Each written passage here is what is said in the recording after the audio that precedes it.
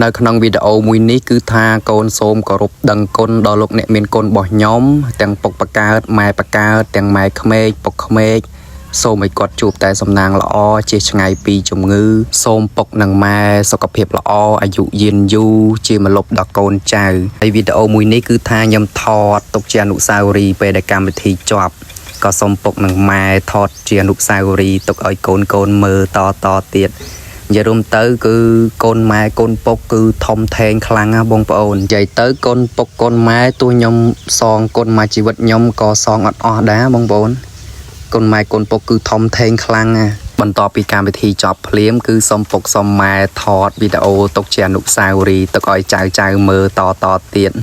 និយាយទៅគឺថាកម្មវិធីនឹងអត់ធំដុំទេបងប្អូនអ្វីដែលសំខាន់នោះគឺគាត់សប្បាយចិត្តកាលណាលោកមានកូនរបស់យើងគាត់សប្បាយចិត្តយើងក៏សប្បាយចិត្តដែរបើសិនជាយើងធ្វើឲ្យគាត់ទឹកភ្នែកយើងហែលអត់រួចទេទឹកភ្នែកម្ដាយគឺធំធេងណាស់ហើយឲ្យតែមានបុណ្យទានឬក៏ខែចូលឆ្នាំខែប្រជុំបិណ្ឌអីគឺខ្ញុំតែងតែមកជួបគាត់ហើយទោះការងាររវល់ខ្លាំងប៉ុណ្ណាក៏ត្រូវតែបានមកជួបពុកនិងម៉ែដែរព្រោះគាត់រងចាំយើងហើយយើងអត់ទៅគឺពិបាកគាត់អង្គុយចាំយើងអញ្ចឹងណានិយាយទៅគឺពុកម៉ែគឺស្រឡាញ់កូនស្មើគ្នាទោះកូនច្រើនឬក៏តិចគាត់ស្រឡាញ់គ្រប់គ្នាអត់មានលងកូនណាមួយទេហើយកូនទាំងអស់ត្រូវស្រឡាញ់ពុកនិងម៉ែឲ្យដូចម៉ែពុកគាត់ស្រឡាញ់យើងពីតូចអញ្ចឹងណាពីតូចសំបីតែសមោចក៏មិនឲ្យវាប៉ះកូនដែរហ៊ានតែប៉ះហ្នឹងគឺសមោចហ្នឹងត្រូវតែងាប់និយាយទៅគឺគាត់ការពារកូនណាហើយកូនសូមគោរពដឹងគុណពុកម៉ែខ្លាំងមែនទែន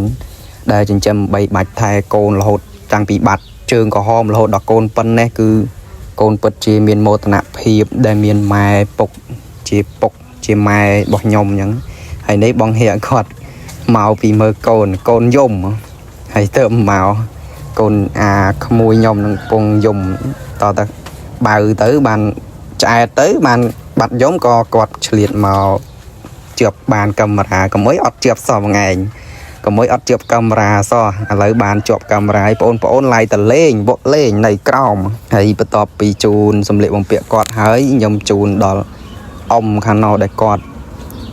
រៀបសងទាំងជូនគាត់ហើយបន្ទាប់មកក៏លេងតិចតួចជាមួយអ្នកផឹកទឹកនៅក្រោមអញ្ចឹងណាអាឡូចាំមើលតិចទៀតខ្ញុំកាន់មីក្រូតំណងទៀតណាអានេះយើងនិយាយទៅយើងធ្វើប៉ុនជ្រះថ្លាបើសិនជាយើងធ្វើប៉ុនជ្រះថ្លានិយាយទៅគឺថាពុកម៉ែគាត់សប្បាយចិត្តខ្ញុំក៏សប្បាយចិត្តដែរ